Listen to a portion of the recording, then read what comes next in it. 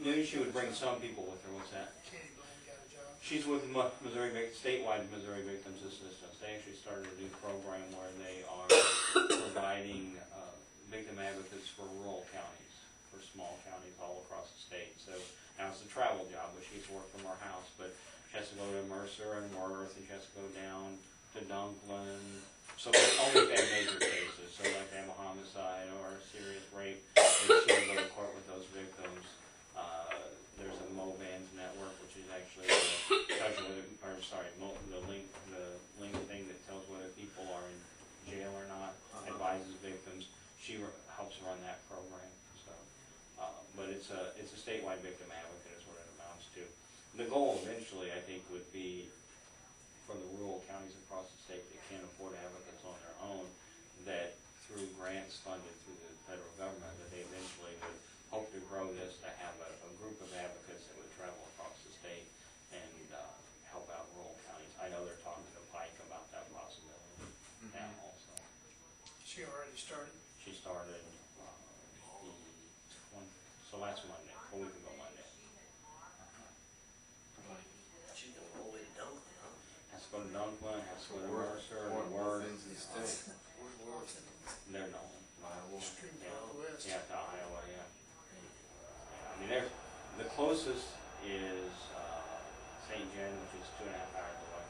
Right now. There are 5 counties that agreed to do the pilot for it, or that said they would need an advocate. Now, other counties can join, but anybody has an advocate like us, we couldn't say, well, instead of doing that, we're going to rely on the state.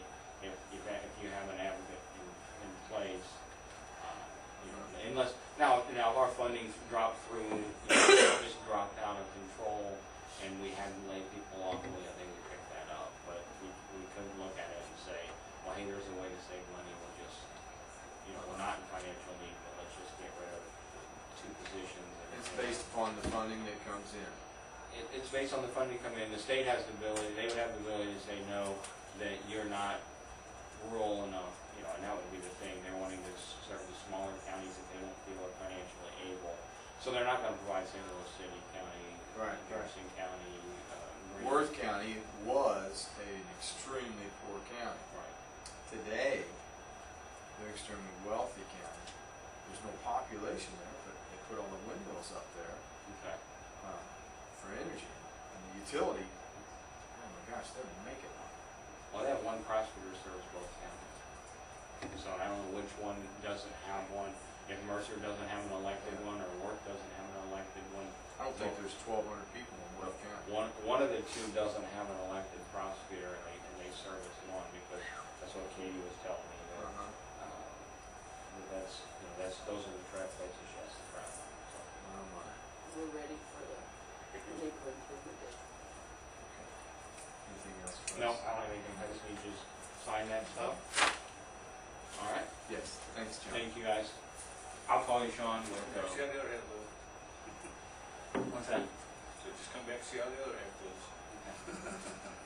I'll talk to you for just a second. Yeah. I'll go get Shannon and bring her. And that's all what's done. Worth too. Yeah, I know the Worth, yes.